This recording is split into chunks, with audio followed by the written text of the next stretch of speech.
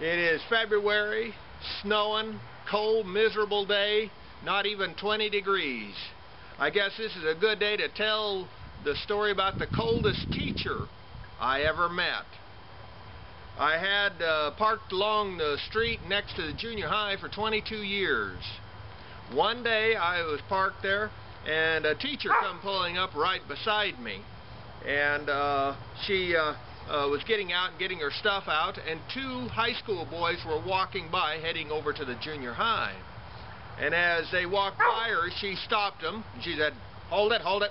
She said, "Get them hats off right now." And one of the boys, probably a junior, said, we're not even inside. We have to take our hats off till we get inside. She said, "Get them off right now." Okay, so they took their hats off and walked on begrudgingly into the school. And as she picked up the rest of her stuff out of her car, and she walked by my candy truck then, and I said, "You know, you're going to get those kids to hating you." And she said, "I don't care, I hate them." And I said, "You hate kids?" I said, "Then why are you a teacher?"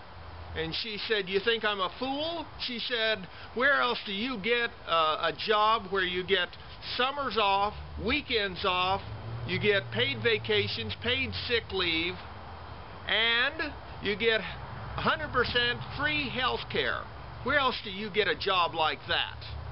And she just turned around and her nose up in the air and walked on.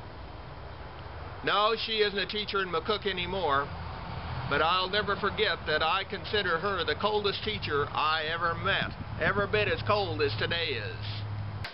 Well, since I'm on the bad teachers, even though we've got some good teachers in this town, I'll tell the other bad teacher story I know of. I was parked, of course, by junior high and high school. The old high school had for a while a teacher there that tested the religion of the young gentlemen in that school. And I saw them a number of times when that teacher would drive by, say all sorts of filthy language about him and bad stories about him. And was, you know, he was always giving the kids a hard time. Well, one day he went out to his car, this teacher went out to his car and opened up the front door, and somebody had taken a dump in his car, a number 2 in his car. Yes, and so, you know, that just goes to show that you can push kids for a long time, but they'll finally draw a line in the sand and say, "That's enough. That's enough," and they'll start fighting back in whatever way they possibly can in their childlike minds.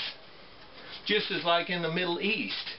It took them 30 years to decide to get rid of them dictators that were abusing them and using them and burning up the money like it was candy. But they finally started fighting back.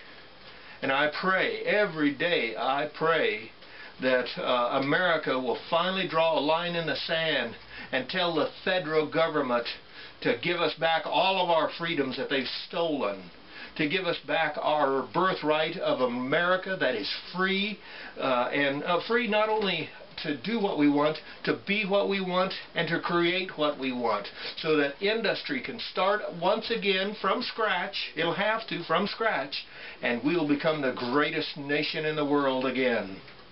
This is McCook's Mr. Bill. Rate this film.